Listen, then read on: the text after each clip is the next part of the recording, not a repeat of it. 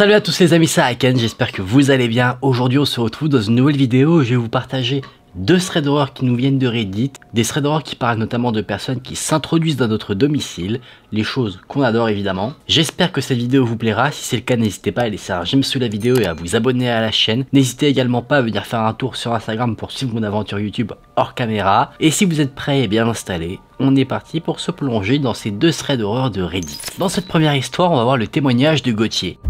Gauthier nous raconte quelque chose qui s'est passé quand il avait 15 ans. Il nous dit qu'il était parti avec des amis un après-midi pour aller voir des films et ses parents à ce moment-là travaillaient. Il est parti un peu tardivement dans l'après-midi et il indique qu'il a fait une grossière erreur, il a quitté son domicile sans penser à verrouiller la porte d'entrée. Quand le film était terminé, Gauthier est rentré chez lui. Il est rentré aux alentours de 17 h, ses parents eux n'étaient pas encore là, ils comptaient rentrer plutôt vers 20 h. C'est sur le trajet retour qu'il s'est dit « mince ». Et j'ai oublié de fermer la porte. Il rentre chez lui tranquillement, il regarde un petit peu dans sa maison, il n'y a pas l'air d'avoir de trucs étranges, donc il se dit que son oubli passe inaperçu, que ça n'a pas eu de conséquences, et il va donc dans sa chambre pour se mater un petit Netflix sur son ordinateur. Alors qu'il est en train de regarder un film d'horreur. Il fait absolument tout bien Gauthier, il oublie de fermer la porte d'entrée et après il se met un film d'horreur. Je pense que c'est une mauvaise idée. Du temps se passe sans que rien n'arrive, il est à la moitié à peu près de son film d'horreur, donc c'est-à-dire à peu près 30-40 minutes après l'avoir mis sur son PC, et là il entend des bruits dans l'escalier. Ces bruits se dirigent vers sa chambre, et donc immédiatement Gauthier comprend qu'il y a un problème. Il sait que ce n'est pas ses parents, donc ce qu'il décide de faire c'est de trouver une solution très rapidement, et la seule solution qui lui vient en tête, c'est de se cacher. Il se cache dans son armoire, qui est très petite, et une fois caché, il remarque quelques minutes à peine après être rentré dans le placard, qu'une personne rentre dans sa chambre. La personne fouille dans toute la chambre, il ouvre les tiroirs, il regarde sous le lit, et à un moment donné, la personne s'approche du placard où est caché Gauthier. Gauthier décide de retenir sa respiration, et la personne ouvre le placard où il est caché. Là le mec sort un couteau, il tranche la gorge de Gauthier, fin de l'histoire. Radical. C'est faux, parce que cette histoire finit bien et Gauthier a eu énormément de chance. Parce que dans le fameux placard, qui est une sorte de petit dressing, il y a des vêtements qui sont suspendus et Gauthier mettait là-dedans donc des vestes et des manteaux. Il était caché derrière et en retenant sa respiration, la personne qui a ouvert le placard n'a pas remarqué que Gauthier était derrière. La personne a jeté un petit coup d'œil rapide, il a vu qu'il n'y avait que des vêtements et rien à voler de valeur, donc il a refermé le placard et il est parti. Gauthier a attendu pendant 2 heures dans le placard, tellement choqué de ce qui venait de se passer, et au bout des 2 heures, il a décidé de sortir du fameux placard pour prendre son téléphone et appeler ses parents. Ses parents ont appelé la police, et la police et les parents sont arrivés en même temps sur place. La police a enquêté, il se trouve que le voleur n'avait volé que l'ordinateur de Gauthier. Une plainte a été déposée, mais l'homme n'a pas été retrouvé, et Gauthier se sent encore aujourd'hui terriblement coupable de ce qui s'est passé, parce que selon lui, la personne est rentrée dans la maison quand lui n'était pas là et qu'il avait oublié de verrouiller la porte d'entrée. Est-ce que c'est vrai, est-ce que c'est faux? Ça on ne sait pas, parce qu'on ne sait pas à quel moment l'homme est rentré. Ça se trouve il est juste rentré par une fenêtre après que Gauthier soit rentré. Ça on n'a aucune idée, mais vous avez compris un petit peu l'idée de la chose. Personnellement je compatis pour Gauthier parce que ce qu'il a fait ça m'est déjà arrivé. Pas de ne pas verrouiller la porte d'entrée, j'ai fait pire que ça. Ce que j'avais fait c'est que j'avais laissé les clés dans la serrure de la porte, les côtés extérieurs. Parce qu'encore, si tu oublies de fermer la porte d'entrée, si tu vas pas essayer d'ouvrir la porte, tu peux pas savoir si elle est verrouillée ou pas. Mais quand tu laisses tes clés de maison sur la serrure de la porte, là, tu sais que tu peux rentrer comme tu veux. Fort heureusement, je vivais dans une ville assez tranquille et il s'est rien passé de grave. Il n'y a pas eu de cambriolage ou quoi que ce soit. Les clés avaient été laissées sur la porte et tout, il n'y avait pas de souci. Mais vous comprenez maintenant pourquoi je compatis avec Gauthier dans cette histoire. Dans cette histoire maintenant, nous allons voir le témoignage de Gellert. Gellert nous dit que son histoire lui est arrivée quand il vivait encore chez ses parents, chose qui n'est plus le cas aujourd'hui. Il vivait dans la maison avec ses frères et sœurs, son frère et ses 2 sœurs, et il vivait en Ohio dans une partie rurale. Donc, ce qu'il veut dire par là, c'est qu'il y avait beaucoup de champs à côté de chez lui, c'était pas du tout un appartement en ville ou une maison dans un quartier avec des maisons environnantes, c'était assez isolé. Lui était étudiant, il allait à l'université et il explique que son père partait très tôt pour aller au travail vers 2 h du matin, donc il considérait que c'était lui, étant le plus âgé de la fratrie, d'être un peu l'homme de la maison et de protéger tout le monde si jamais il y avait un problème. Néanmoins, au moment des faits, le père est là. Gellert dormait tranquillement, et il se réveille parce qu'il entend que son frère essaye d'attirer son attention. Il était dans sa chambre, normalement le frère avait sa propre chambre, et ce que Gellert dit c'est que de son lit, il arrive à voir la rampe de l'escalier est derrière la porte d'entrée. Donc Gellert émerge un petit peu, il est en train de dormir, donc forcément il met un petit peu de temps à enlever toute la brume qu'il peut y avoir dans ses pensées. Il a besoin d'un peu de temps pour que son esprit se recadre bien et essayer de comprendre ce qui se passe. Il pose ses yeux sur son réveil qui affiche l'heure de 2h30 du matin. Son frère lui dit « Gellert, il y a 2 hommes à la porte d'entrée. » Immédiatement, ça donne une sorte d'électrochoc à Gellert parce qu'il sait que 2 hommes à 2h30 du matin devant ta porte d'entrée, ils viennent pas forcément te demander si tu as du sucre pour leur café. Donc tranquillement, en gardant son calme, Gellert sort de son lit et avec son frère, il se dirige vers la porte d'entrée. Sauf que, quand il regarde, il n'y a personne.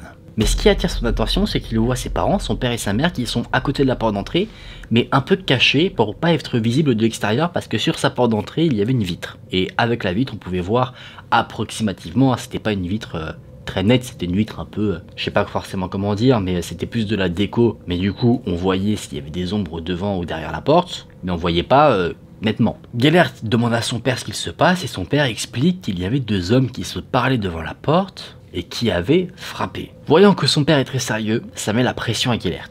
Il décide donc de remonter rapidement dans sa chambre, attraper son arme à feu. Rappelez-vous, Gellert se considérait comme l'homme de la maison quand son père n'était pas là, donc il voulait mettre toutes les chances de son côté si jamais il y avait un gros problème. Donc il prend son arme à feu et il descend tranquillement les escaliers pour venir vers la porte en s'assurant que les hommes ne soient pas devant pour pas qu'ils le voient descendre au travers de la vitre. En chuchotant, les parents expliquent pourquoi eux ont été réveillés. Eux, ils n'ont pas été réveillés par le frère qui est allé les voir, ils ont été réveillés par les aboiements du chien. Et quand ils se sont réveillés pour voir un peu ce qui se passait, là ils ont vu les fameuses ombres derrière la porte et ils ont facilement compris que ces ombres étaient des hommes. Là, Gellert voit les hommes qui reviennent. Il frappe de nouveau à la porte, le chien de Gellert aboie. Bien qu'en soi il n'y a pas de danger imminent, Gellert dit que la situation est très stressante parce qu'il rappelle le contexte. Il est dans une maison certes avec sa famille, les gens sont plutôt tous réveillés, la maison est par contre dans un endroit isolé, les maisons avoisinantes sont à une centaine de mètres, et pendant que les mecs frappent à la porte, le chien aboie, donc ça ajoute une pression, on peut le comprendre je pense. Au bout de quelques minutes après avoir frappé,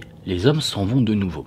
Là toute la famille se précipite dans la cuisine pour aller regarder aux fenêtres et essayer de voir un petit peu qui sont ces hommes, car l'allée de la maison de Gellert est éclairée par des lumières extérieures, donc ils espèrent au travers des vitres voir qui ils sont.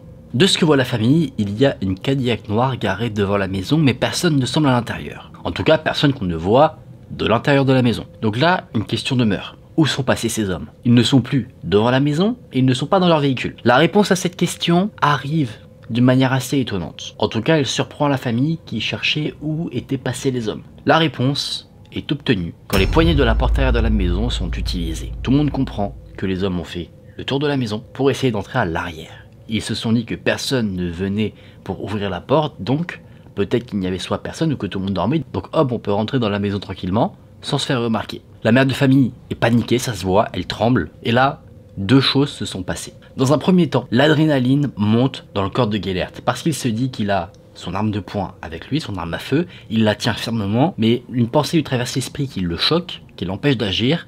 Cette pensée, c'est peut-être qu'il va falloir que je tire sur des personnes. J'ai acheté cette arme parce que j'envisageais qu'une telle chose arrive, mais là, c'est bien réel. Je vais potentiellement devoir tirer sur des hommes si jamais ils rentrent dans la maison.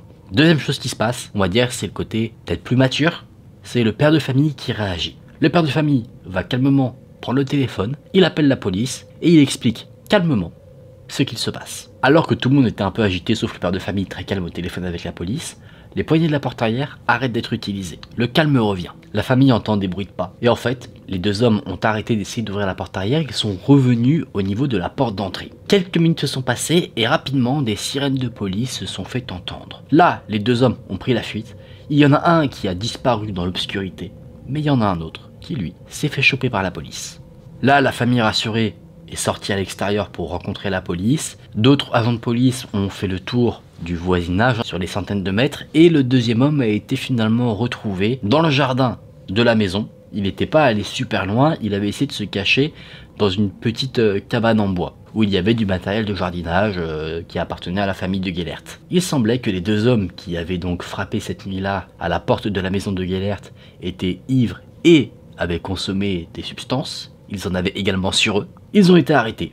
Mais c'est la fin de l'histoire. Gellert et sa famille n'ont jamais su si ils avaient été envoyés en prison, s'il y avait d'autres charges qui avaient été retenues contre eux, ou si jamais ils ont été libérés plus tard faute de preuves. Évidemment, c'est une expérience qui a traumatisé la famille, c'est un souvenir qui reste gravé dans la tête de chacun, mais fort heureusement qu'il les empêche pas de vivre au quotidien, ça n'a pas créé vraiment de traumatisme derrière, traumatisme qui fait que personne n'arrive à dormir de nuit. Ça l'a pas fait. La famille a réussi à reprendre une vie normale plutôt rapidement. Et voilà les amis, on en a fini pour ces deux histoires. J'espère qu'ils vous ont plu. Un conseil, ne faites pas comme le protagoniste de la première histoire. N'oubliez pas de fermer la porte d'entrée de chez vous. Fermez les fenêtres tout le temps, de nuit, de journée, etc. Sauf si c'est l'été et que là vous voulez aérer un petit peu. Mais attention, est-ce qu'on a envie de se cacher dans un placard et d'être nez à nez avec un cambrioleur ? Je ne pense pas. En tout cas, j'ai vraiment aimé vous partager ces histoires. Je pense que les histoires comme ça, qui se passent dans le domicile des personnes qui racontent leur histoire, que ce soit des intrusions ou des personnes qui tentent de s'introduire, ça fait partie de mes histoires préférées. Peut-être que c'est parce que j'ai été cambriolé quand j'étais un peu plus jeune, bien que je n'ai pas assisté au cambriolage. Mais voilà, peut-être que le fait de ne pas avoir vu ce qui s'était passé chez moi à ce moment-là, eh bien ça fait que ça m'intéresse de voir, en fait, qu'est-ce qu'il se passe dans ce genre de circonstances. Je sais pas. C'est ma petite psychologie de comptoir que je vous fais là. En tout cas, c'était un vrai plaisir de partager ces histoires avec vous. J'espère que ça vous a plu. Si c'est le cas, n'hésitez pas à laisser un j'aime sous la vidéo et à vous abonner à la chaîne. Encore une fois, je le répète, si vous voulez me suivre sur Instagram, le pseudo s'affiche juste ici ou le lien est dans la description. On se dit à très vite dans une prochaine vidéo. Prenez soin de vous, c'était Aken. Salut!